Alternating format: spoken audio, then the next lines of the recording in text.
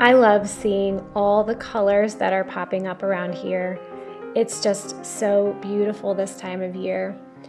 We are starting to work on our homeschool portfolios. We took a really fun field trip this week that I want to show you. And in general, our homeschool is moving outside as we're learning more life skills.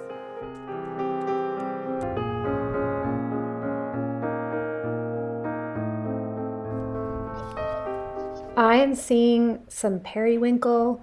We're seeing our tulips. They are in full bloom. Our cherry tree just opened this week and it's glorious. We have 3 cherry trees right in front of our house and they are so brilliant. You'll see a little bit later in the video them in full bloom. And we're just spending more time outside in general. The kids are taking their schoolwork outside, and then when they get little breaks, this week it was a game of baseball with this wiffle ball and bat, and we're just enjoying all of God's beautiful creation. I know some of you are on my channel for the very first time, so I always like to introduce myself. My name is Sherry. I'm a Christian homeschooling mom to 10 kids, married to my high school sweetheart, Nelson. We've been married for almost 25 years. We're finishing up our 15th year of homeschooling, and I love encouraging other moms and families on my YouTube channel and on the blog ourlifehomeschooling.com. Now, we've been spending a lot more time outside because the weather is so nice, but I will say that the nice weather is also pretty distracting. So there have been a couple times where for a certain child who maybe is a little bit more distracted, I've had to have them go in my bedroom or in their room where their desk is and just sit and focus for a short period of time on the lesson that they're working on so that they can just get it done and then go outside and take a nice break. I realized this even just today with my 6-year-old son. He didn't have a lot of work to do. It was just a short math assignment and then a little bit of copy work, but I just noticed he was out with everyone in the kitchen and it was just taking forever for him to get this done, and he kept writing a couple words and then getting distracted. And so I realized that he just needed to have some time away, completely focusing on what he was doing, and it was just so much more efficient. Then he could get it done quickly, he could be done with his work, and he could go outside. I think I've told you guys before that it seems each week my kids get into something different. Last week it was Monopoly. They were playing endless games of Monopoly. This week it's baseball with this wiffle bat and ball, and this was really fun. They did a couple days of this. We have these amazing cherry trees that are in full blossom in front of our house. And it's for such a short period of time that they look so beautiful like this. So I just have to capture it every year. I wish it lasted longer. They're just so brilliant. And honestly, the video doesn't even do it justice. They are just beautiful. I don't know if this has anything to do with them being in bloom, but it seems like the kids are more attracted to them this time of year. I've come outside just to see them climbing the trees in their own imaginary world, making up stories just several times this week. One thing I spent a little bit more time on this week was checking up on my kids' work. Our whole family came down with a virus about a week ago, and it just kind of shut us down for a little bit. And during that time, some of the kids that are well are doing work, and of course the kids that are sick are not. And I just felt like I needed to catch up with each of them and see where they are, see if there's things they need help with, and if they're making good progress on their checklist as we come to the end of the year. Back and forth, they rocked. Yeah. There's Mommy. Where's Michael? There's Michael. Yeah? Mom. Where's Boat? Yeah. I always try to take a little bit of time every day to read to my younger kids. Usually it's before nap time in the afternoon after we come in from being outside. Sometimes it's in the morning because they just need me more in the morning, so it's just a perfect time to sit down with them and read a book. Do you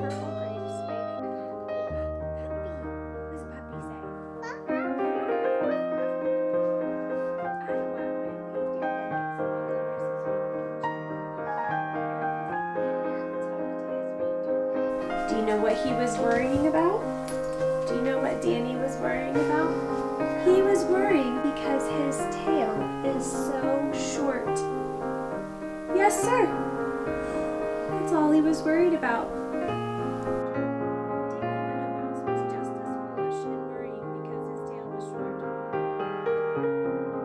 Now that the weather is nicer, I've been wanting to take the kids out on more field trips. We're part of a co-op, and usually about this time of year, moms do plan more field trips. So today we went to the James Buchanan House that's in Lancaster City.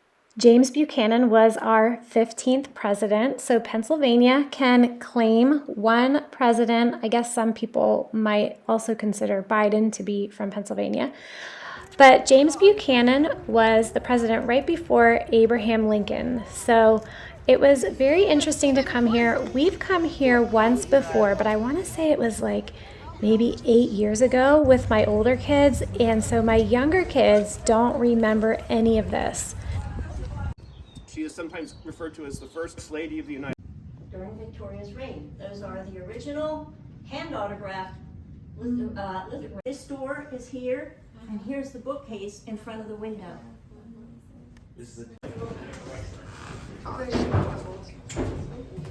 Last year in our Simple Morning Time notebook, we learned all of the presidents in chronological order. We learned it by a song. So they really did have a good concept of where James Buchanan fits into history. My kids mentioned that they really loved this field trip, and I think some of it might have been because they just have some prior knowledge about the presidents and specifically about James Buchanan, where he fits in right before the Civil War, and that just might have made it more meaningful to them. We have finished up the Silver Chair, and we are now reading The Last Battle. This is the final book in the Chronicles of Narnia series, and then we're going to have to pick something else to read over the summer. I still usually read over the summer. But when she noticed that she was lying on a bed of heather with a furry mantle over her and saw a cheery fire crackling as if newly lit on a stone hearth, and farther off, morning sunlight coming in through the... As I mentioned before, I spent a little bit more time this week checking up on my kids' work. Because we were sick, sometimes things can just slide, and I wanted to just catch up and see where everyone was. You have 1500. That's too many zeros. Yeah. 230 plus 80 is 310. Good. 81. 6. Another thing we did this week was to pull out the kids' portfolios, and I always let them design the cover page, so that was what they were working on. I'm going to show you some samples of our portfolios from the past just to give you an idea of what they look like. Threes, fours, fives, and then sixes here. I only have 6, 12, 18, 24, 30, 36, 36, 42, 54, 54, 60. Good. Have they had you working on your sixes in here? No, I just know. Can you say your sixes to 60 and back again? 6, 12, 18, 24, 36. Yes. 36, 30, 24. What? 18, 12, 6. Good. Now in Pennsylvania, we are required to keep a portfolio for each of our kids.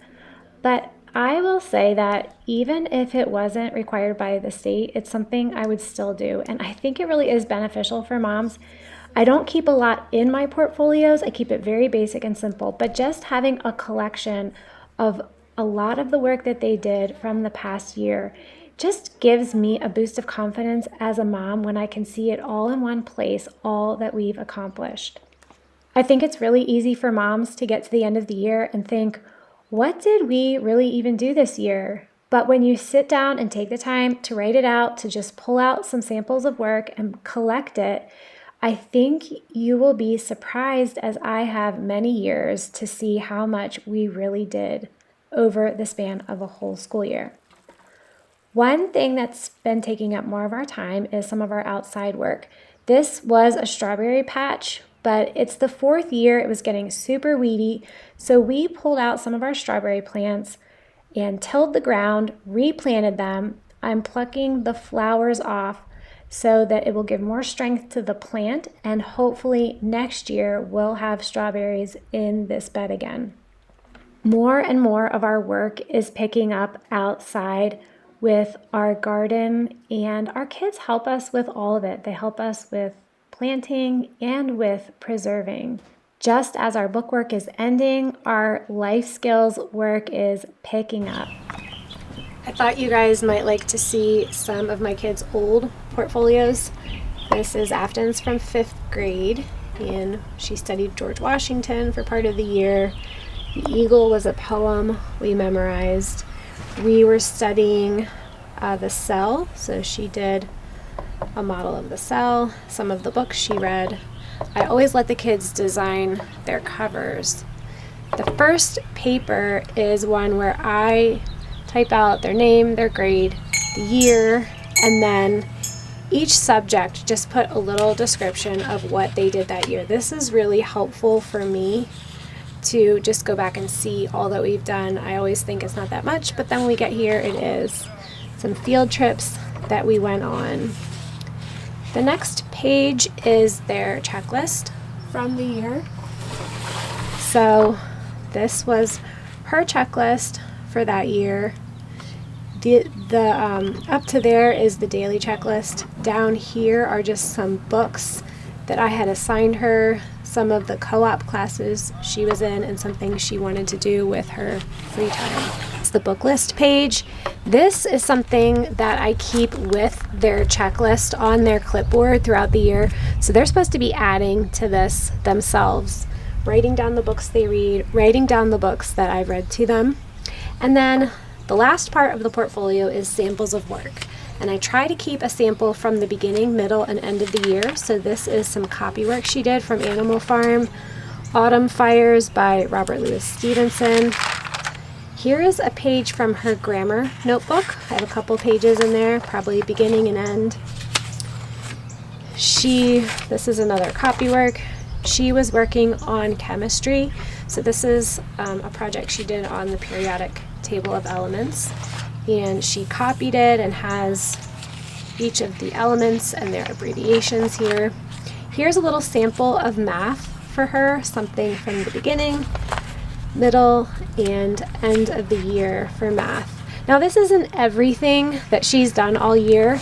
I don't have samples of every subject, but that I just refer back to this beginning page where I wrote down some of the things she did in music, art, apologetics. She took that class in co-op, science, geography, other history things we've done, field trips, French, and then some of our family studies.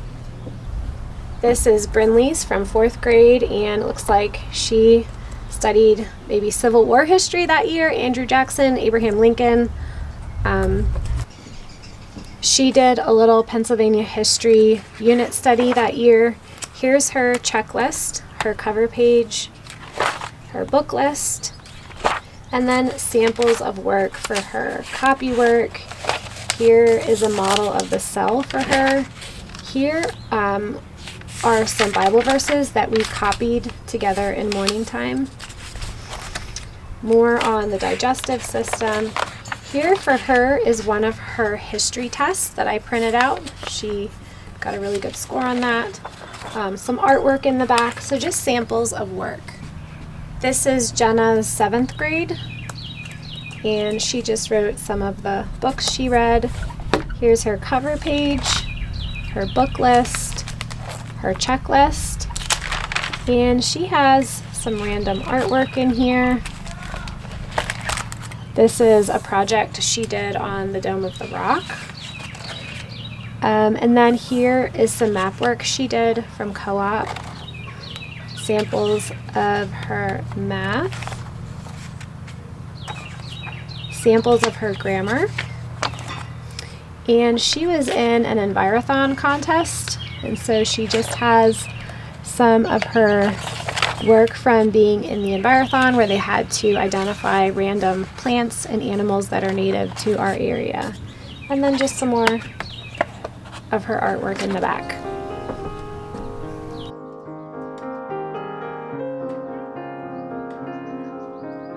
If you want to see more examples of how I put together our portfolio, I did a post on the blog ourlifehomeschooling.com, how to make a simple homeschool portfolio. I'll link it below. I go step by step through our portfolio. I think one of the most important things really is to just keep it very basic. If you try to do too much, it's overwhelming, and I think you just won't end up doing it at all.